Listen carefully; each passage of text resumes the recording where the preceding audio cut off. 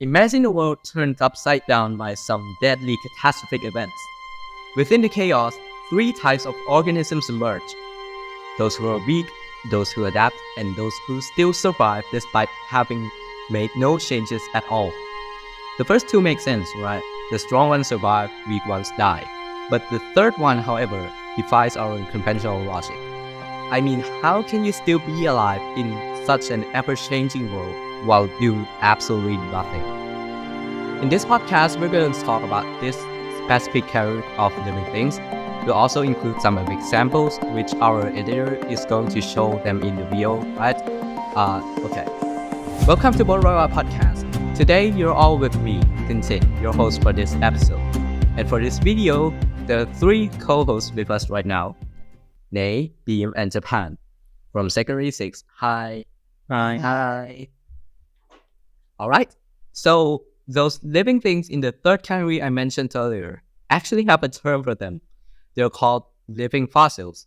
So, Beam, how about you tell all of us here what it is? Yeah, sure.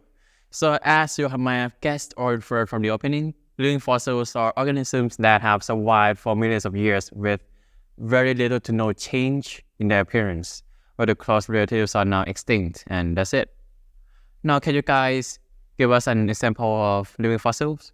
Yeah, absolutely. So, as absurd as it may sound, some living fossils are actually so close among us that they might not even cross our mind at first.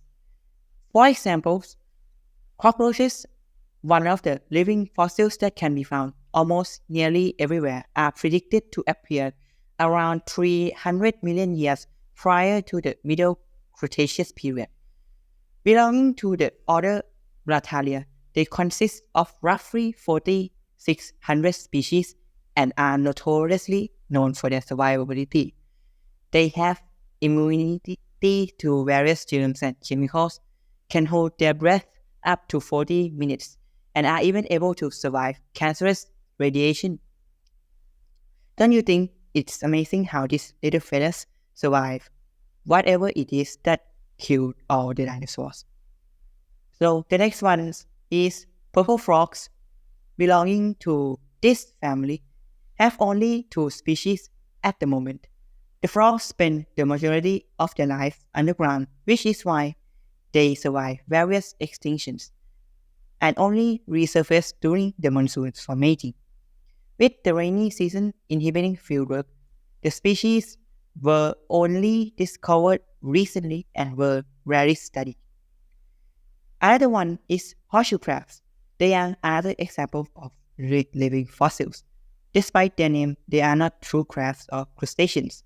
They are ceratolite, which are closely related to arachnids, such as spiders and ticks. The fossil record for this goes back over 440 million years in the Ordovician period.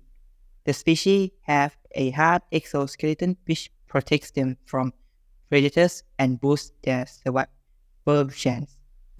Coelacanth is an ancient pet dating around 410 million years ago.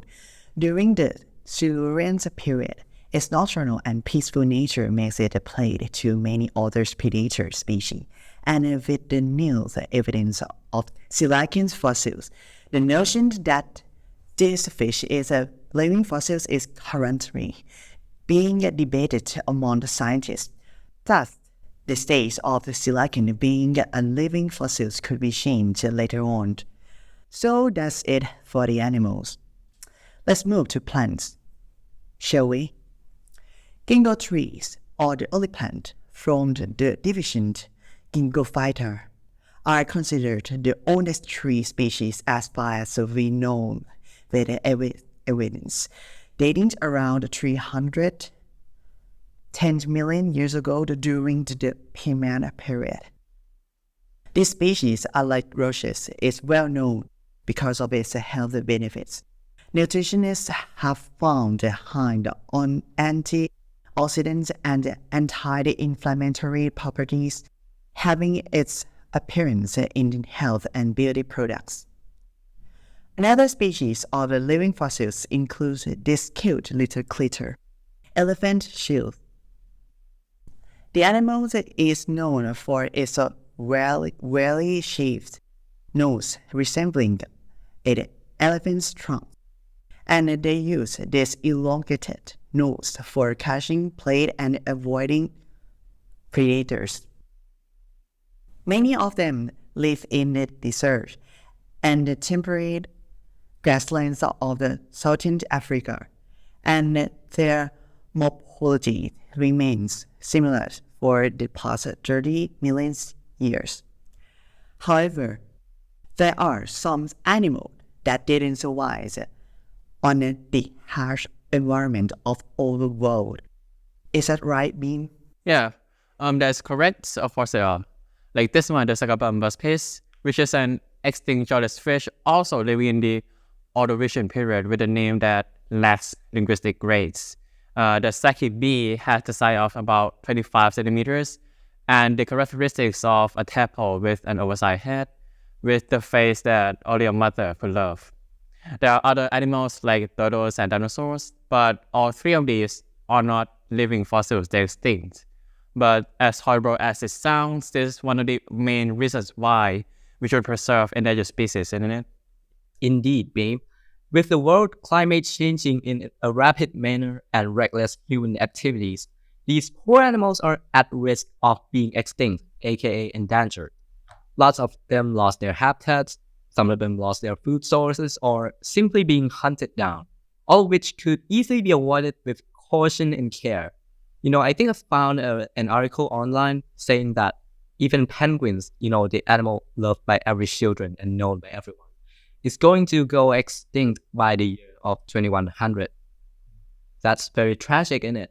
To save these little fellow earthling of ours, we Bonraiwa podcast feels the need to raise awareness for people and students to be one of the forces that protect these creatures from further harm.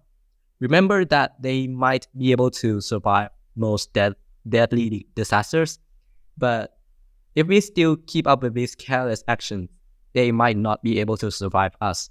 So yeah, thank you for watching this episode. Don't forget to share, like, and subscribe for more fun and educational contents like this. And don't forget to take care of our world too, right? Yeah, this has been Bonraiwa Podcast. See you next episode. Bye. Bye.